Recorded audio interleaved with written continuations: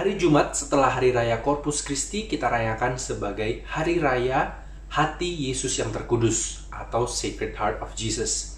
Dan udah banyak banget video katekese maupun postingan di Instagram yang menjelaskan tentang sejarah, arti, dan makna dari devosi kepada Hati Kudus Yesus ini. Jika kamu belum sempat nonton, aku rekomen untuk kamu lihat video katekese Romo Bayu tentang Hati Kudus Yesus yang linknya ada di deskripsi di bawah ini.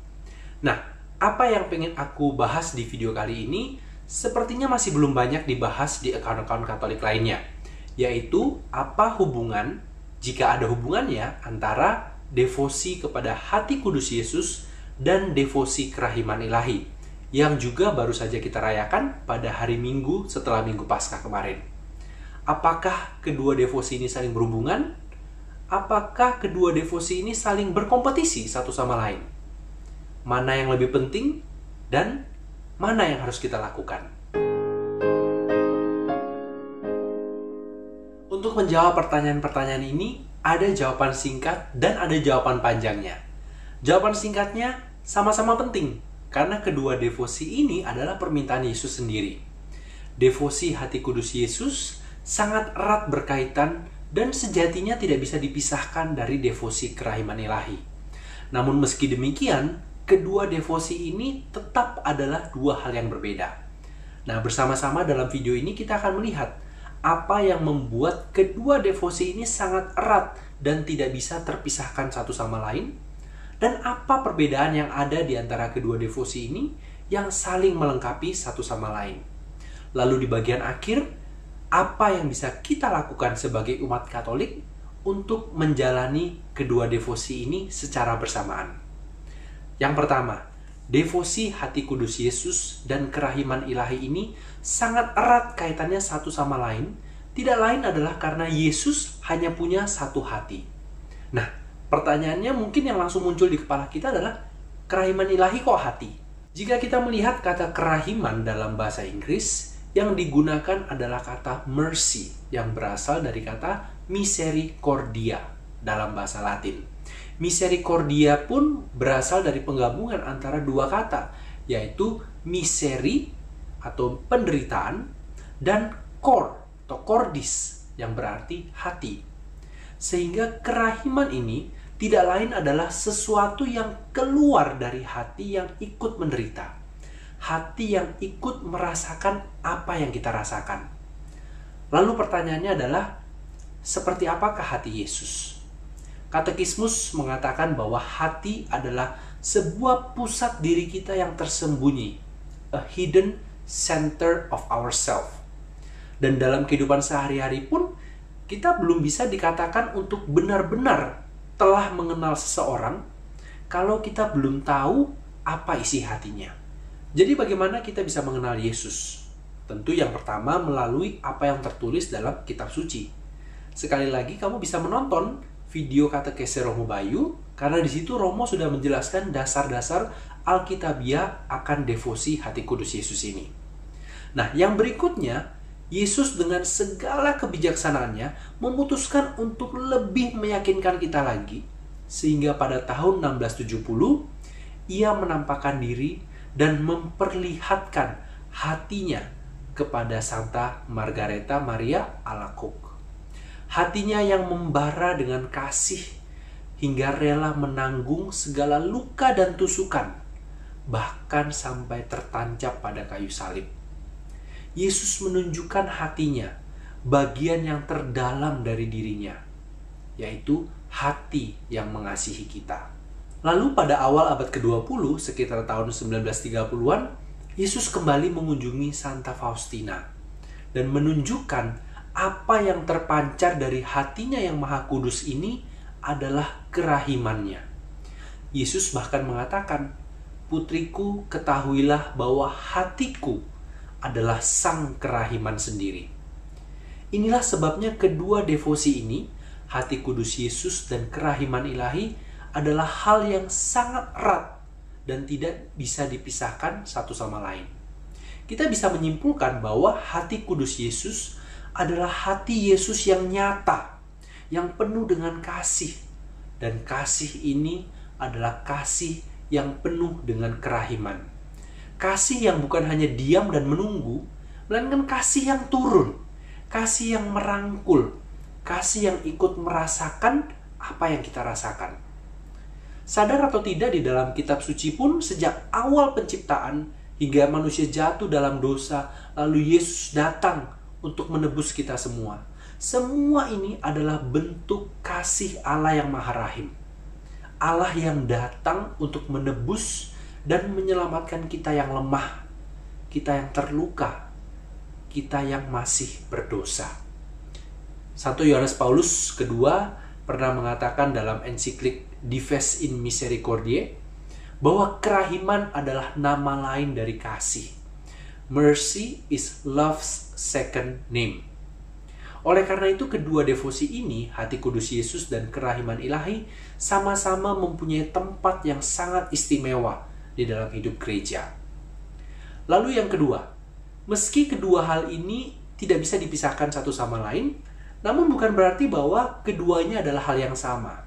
Tetap ada beberapa perbedaan dalam penekanan pesan yang ingin disampaikan kepada kita. Dalam pesan yang disampaikan oleh Yesus kepada Santa Margareta Maria, Yesus menekankan fokus pada hatinya yang penuh kasih dan luka, yang dikelilingi oleh api cinta yang membara kepada manusia. Namun, kasih ini bertepuk sebelah tangan. Manusia pada saat itu dipengaruhi oleh paham Jansenisme, masih dipenuhi akan keraguan tentang kasih Yesus. Mereka tidak percaya jika Yesus sungguh mengasihi dan siap untuk mengampuni dosa mereka. Secara singkat, paham Jansenisme ini mengajarkan yang sebaliknya, bahwa manusia berdosa itu tidak layak untuk dicintai oleh Allah. Kalau kamu tidak benar-benar suci, kamu nggak layak untuk ke gereja, kamu nggak layak untuk terima komuni. Oleh karena itu, pada zaman itu, banyak umat Katolik yang hanya menerima komuni sekali setahun. Karena mereka merasa diri mereka nggak layak. Dan hal inilah yang sungguh-sungguh membuat hati Yesus semakin sedih. Karena cintanya yang membara, hatinya yang penuh kasih, dibalas tanpa rasa syukur. Malah penuh dengan ketakutan dan keraguan. Dalam salah satu pesannya, Yesus pernah berkata, andai saja manusia ini membalas sedikit saja kasihku kepada mereka, maka sengsaraku yang luar biasa di atas salib ini jadi tidak ada apa-apanya. Bahkan ia pun rela untuk menderita lebih lagi. Oleh karena itu, Yesus meminta agar setiap hari Jumat pertama setelah perayaan Corpus Christi sebagai hari penghormatan kepada hati kudusnya. Dan perayaan Ekaristi hari itu adalah suatu tindakan perbaikan untuk mengganti segala penghinaan yang telah dilakukan manusia kepada hatinya yang terkudus. Selain itu, Yesus juga meminta untuk dilakukan Holy Hour 1 kali seminggu pada hari Kamis, sama seperti saat Yesus berdoa di Taman Getsemani. Jadi kita bisa melihat bahwa dalam devosi hati kudus ini, pesan yang ditekankan adalah sebuah tindakan perbaikan, sebuah undangan untuk kembali percaya kepada hatinya yang penuh kasih. Sebaliknya, pada devosi Kerahiman Ilahi, ada penekanan yang berbeda. Yaitu kita bisa melihat dalam gambar yang ditunjukkan Yesus kepada Santa Faustina.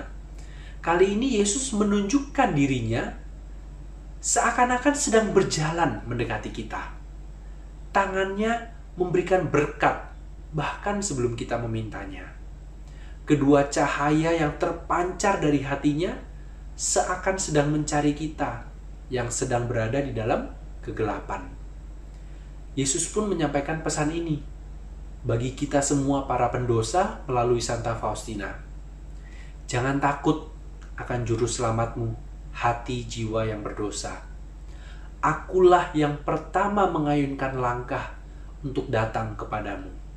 Karena aku tahu bahwa dari dirimu sendiri engkau tidak mampu beranjak kepadaku.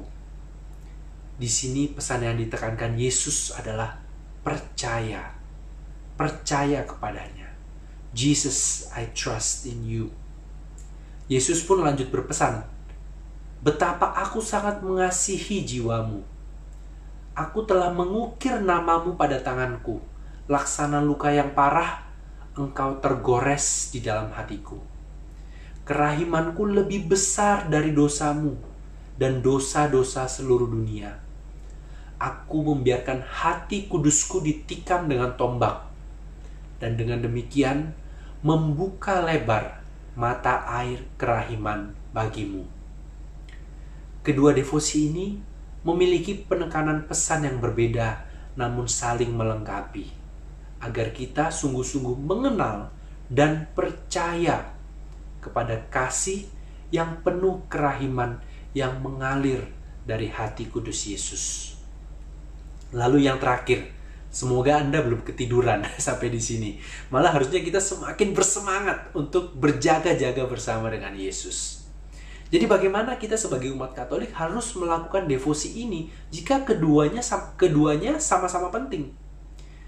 Jika kita melihat kembali apa yang diminta oleh Yesus, perhatikan di sini bahwa ini semua adalah permintaan dari Yesus. Jadi bukan sesuatu yang dibuat-buat oleh kedua suster ini.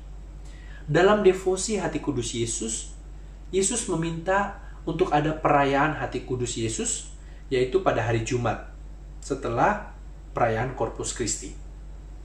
Lalu, untuk dilakukan juga Holy Hour. Dalam masa perkembangannya, hal ini menjadi devosi Misa Jumat pertama yang sudah sering kita lakukan. Dan juga praktek Holy Hour, yang juga barusan kita bahas di dalam Instagram Jejak Kudus. Lalu dalam devosi kerahiman ilahi, Yesus meminta agar ada perayaan untuk kerahimannya, yaitu minggu kedua setelah Paskah. Dan setiap jam 3 siang menjadi jam kerahiman, di mana biasanya kita mendoakan doa koronka. Jadi apa yang bisa kita lakukan adalah menggabungkan kedua praktek ini. Apa boleh? Tentu saja boleh, karena praktek ini adalah devosi, bukan liturgi. Sekali lagi dan iklan lagi, kalau mau tahu bedanya antara liturgi dan devosi, sudah dijelaskan juga di dalam video katekese Romo Bayu. Nah, jadi saat kita melakukan Holy Hour, kita bisa mengisi waktu doa ini dengan mendaraskan doa koronka. Saat adorasi setelah Misa Jumat pertama, kita juga bisa mendoakan doa koronka. Atau kita juga bisa melakukan Holy Hour pada jam kerahiman, jam 3 siang. Nah, hal ini sangat bisa kita lakukan karena Yesus pun tidak secara spesifik memberikan instruksi apa yang harus kita doakan selama Holy Hour. Sehingga rasanya tidak ada doa yang lebih tepat untuk kita ucapkan selain memanggil Bapa yang kekal, kupersembahkan kepadamu tubuh dan darah, jiwa dan kealahan Putramu yang terkasih, Tuhan kami Yesus Kristus, sebagai pemulihan dosa-dosa kami dan dosa seluruh dunia. Dan demi sengsara Yesus yang pedih, tunjukkanlah belas kasih-Mu kepada kami dan seluruh dunia. Amin. Terima kasih, Tuhan memberkati.